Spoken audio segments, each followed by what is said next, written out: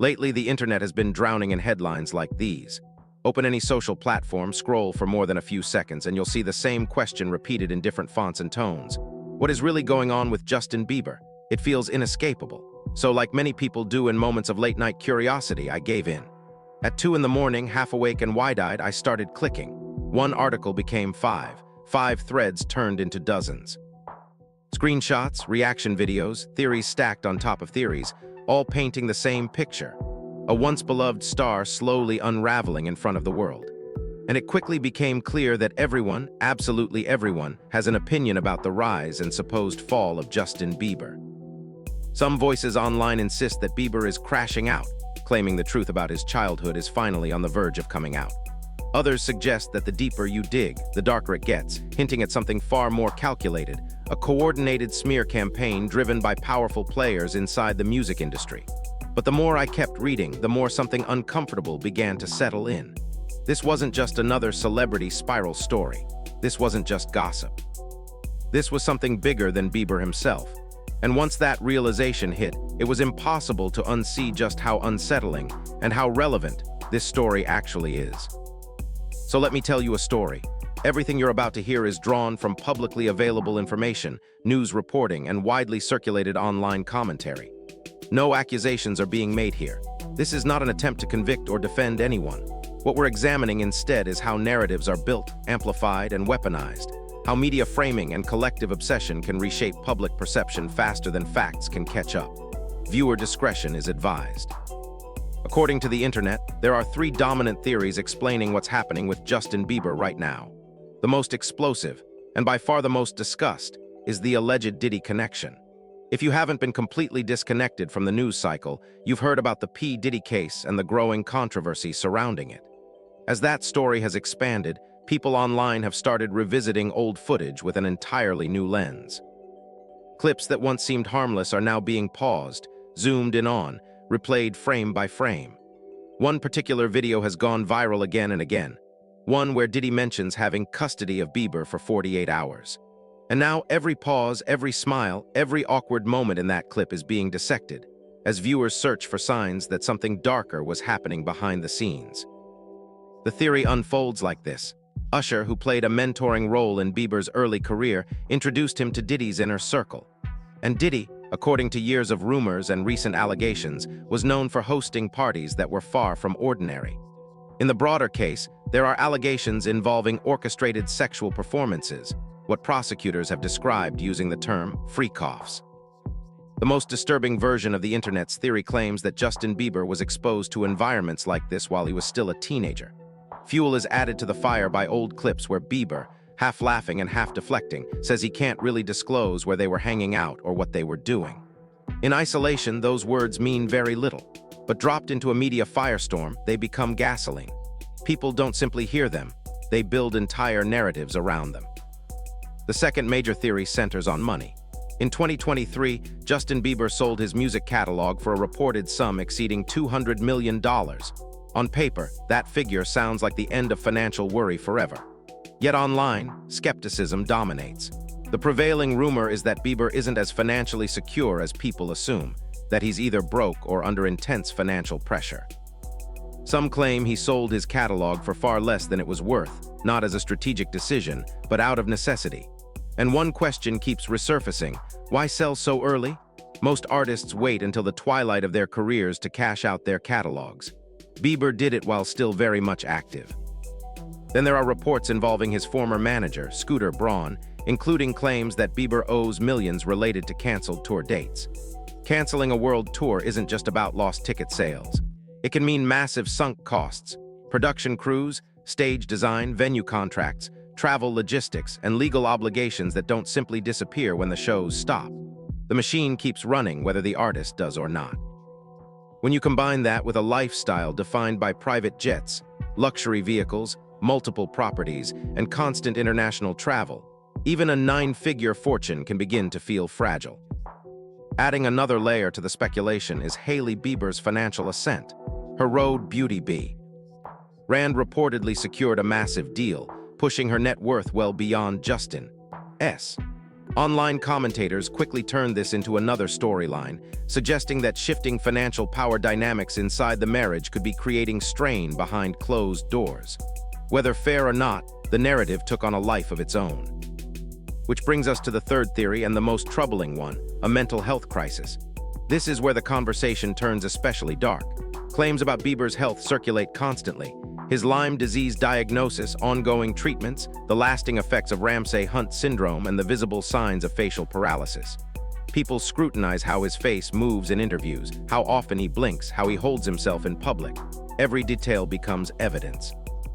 His social media posts are analyzed the same way, especially comments about transactional relationships, which some interpret as veiled admissions that his marriage is unraveling.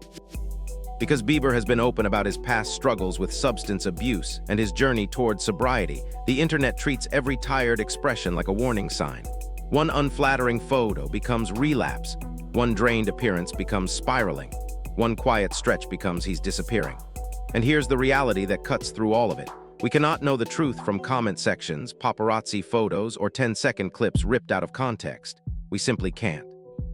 But even if only fragments of these narratives are grounded in reality, they still point to something undeniable. A human being who has been carrying an extraordinary amount of weight for a very long time, and who has openly admitted to walking through some extremely dark chapters of his life. As I kept reading, something began to bother me more than any single rumor ever could. Nearly all of this coverage lives under one category: entertainment, not music, not culture, not art, entertainment. Which means it's packaged to be consumed, optimized for clicks, stripped of context, and fed back to us as spectacle. And once you notice that framing, it becomes impossible to ignore how ugly the machine can be. Paparazzi chasing people day and night. Cameras shoved into faces at their lowest moments. Private lives treated as public property. Human exhaustion repackaged as content. At a certain point, it stops feeling like following the story, and starts feeling like watching someone struggle in real time while the internet debates whether the pain is authentic enough to matter. And this isn't new. We've seen this pattern before over and over again. Britney Spears was only 17 when she became a global phenomenon, and almost immediately the pressure became relentless. Every move scrutinized, every word analyzed, invasive questions asked without shame, cameras everywhere all the time as if she wasn't a person but a product owned by the public. By 2007, she was 25 and visibly cracking under the weight of it all. The head-shaving incident wasn't just a random breakdown or a headline-friendly meltdown. It looked like a desperate attempt to reclaim control over her own body and her own image in a world that had taken both from her. When she grabbed an umbrella and struck a paparazzi car after being chased and cornered, the media framed it as Britney losing her mind, when what it really looked like was exhaustion, fear, and someone pushed far beyond their limit. What followed was a conservatorship that lasted 13 years, longer than her entire career before that moment.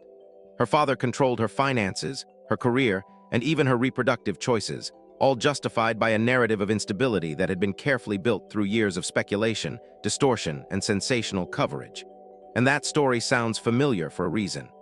Michael Jackson was performing professionally at 5 years old, celebrated as a once-in-a-generation talent. By adulthood, he was isolated, deeply paranoid, struggling with addiction, and relentlessly dissected by the same media that once crowned him a genius. Macaulay Culkin became the biggest child star of the 1990s, then retreated from public life amid family conflict and personal struggles. Lindsay Lohan went from Disney darling to tabloid obsession, chased through every mistake in high definition until her career nearly collapsed under the weight of non-stop scrutiny. The pattern is always the same. Build them up young, turn them into symbols, then turn their pain into entertainment. There are reasons this cycle keeps repeating. A 2024 study on child actors found that many former child stars report deep feelings of emptiness and loss of purpose later in life, especially as they struggle to separate who they are from the role the world assigned them. Growing up in the public eye can make it nearly impossible to trust people or form genuine connections, because you never really know whether someone cares about you or about what you represent. Justin Bieber has described versions of this himself. People assume fame brings fulfillment, happiness, and stability. But instead, it often creates a constant pressure, an invisible weight, an expectation to perform, to succeed, to be on at every moment. Try to remember who you were at 13. Now imagine millions of people watching your every move, commenting on your face, your voice, your mistakes, your friendships, your dating life, your mental state, your value as a person.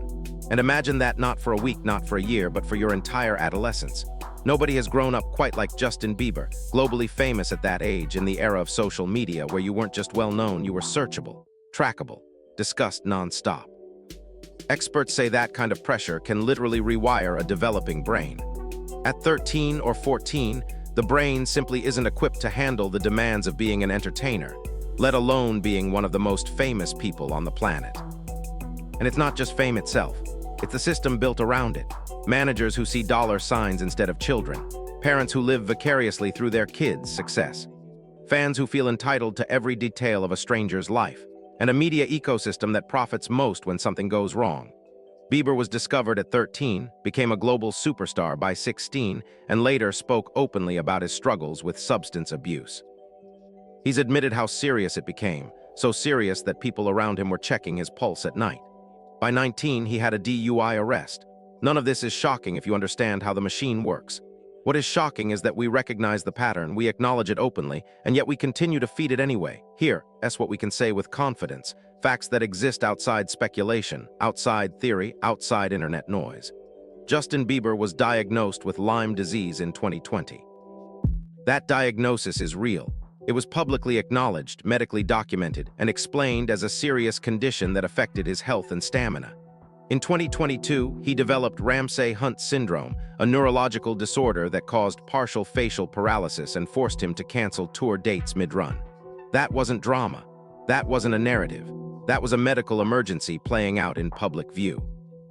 And in 2023, he sold his music catalog for more than $200 million. That transaction happened. It's verifiable.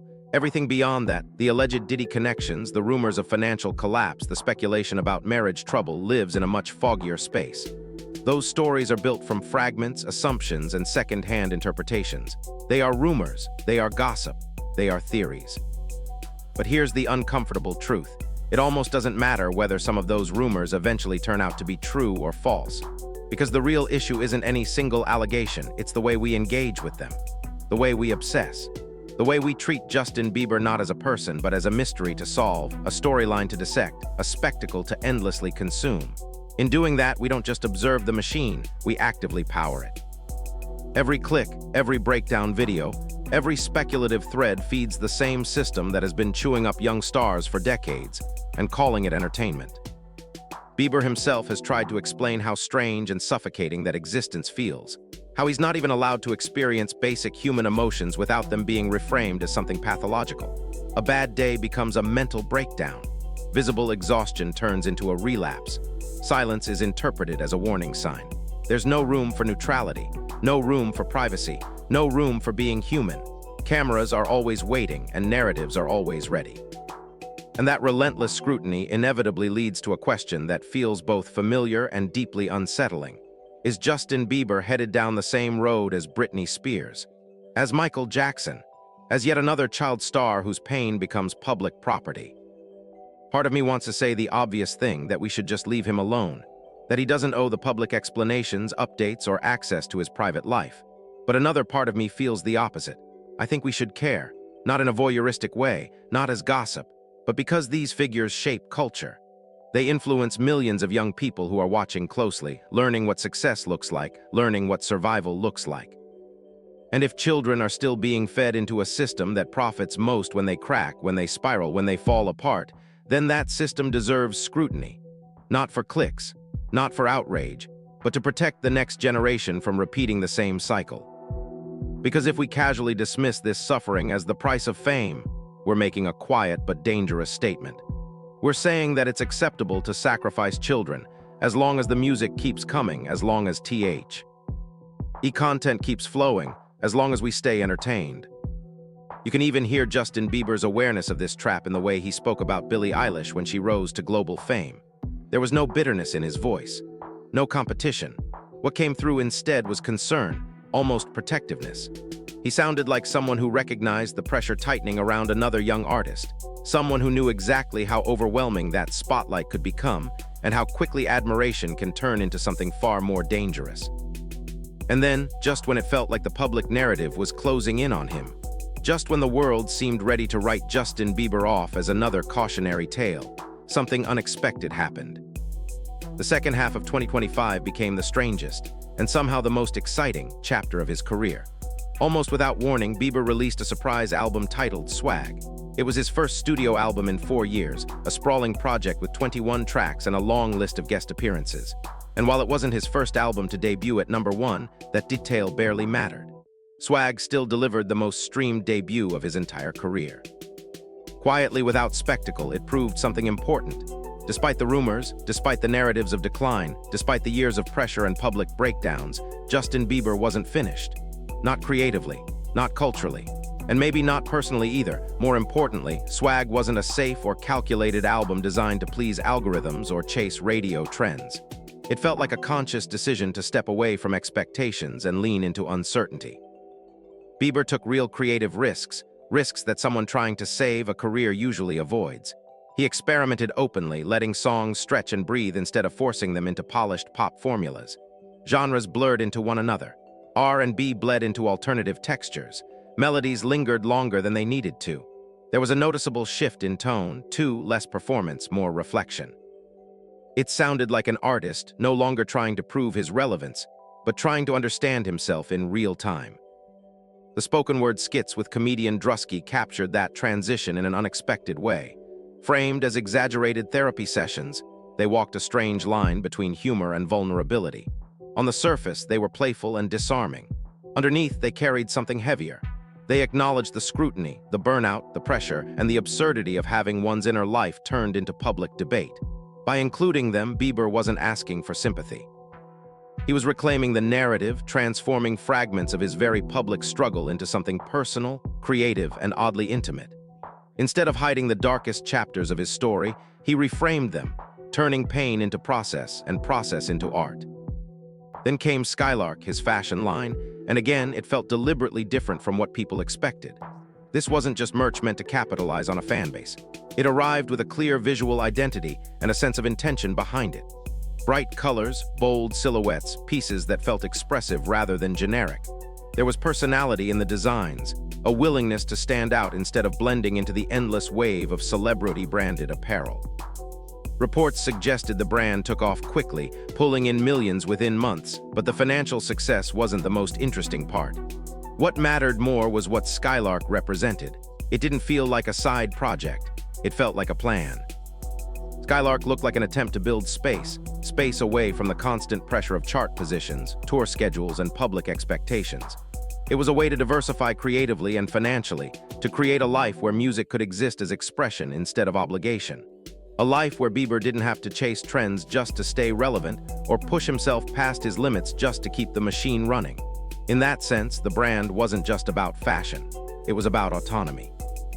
And whatever you think about Justin Bieber, whether you followed his career closely or tuned out years ago, one thing remains difficult to argue against. He's genuinely talented.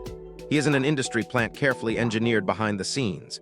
He didn't arrive with powerful parents or inherited connections.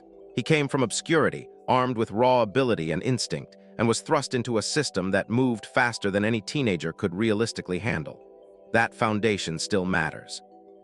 It's why, even after years of backlash and burnout, his work continues to resonate. By the end of 2025, that authenticity showed up in yet another unexpected way. Bieber began live streaming directly from his studio, opening a window into his creative process as it happened. No filters, no press releases, no choreographed rollout, just him experimenting with sounds, replaying melodies, laughing at mistakes, and working through ideas in real time. It wasn't performative, it wasn't polished, it felt human. In a world where celebrity content is often engineered to feel intimate while remaining tightly controlled, this felt genuinely unguarded. And that's what made the moment so striking. Justin Bieber didn't just reappear.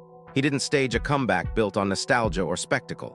He reintroduced himself on his own terms.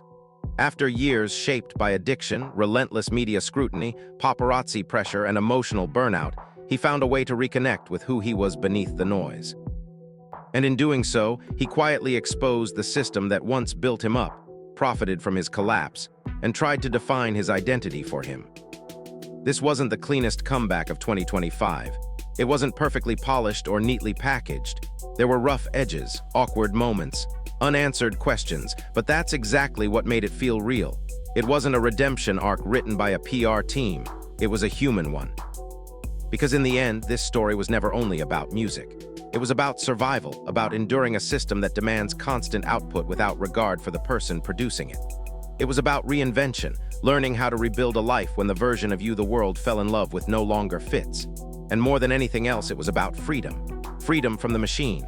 Freedom from narratives written by strangers. Freedom to exist without being endlessly consumed. And if anyone has earned the right to that freedom, it's Justin Bieber. If you enjoyed this video and want to support what we're building here, I'm only going to ask you for one thing. Click the next video on your screen. It's one we put a lot of care, thought, and energy into, and we genuinely believe it deserves more attention than it's received so far. Watch it, let us know what you think, and I'll see you in the next one.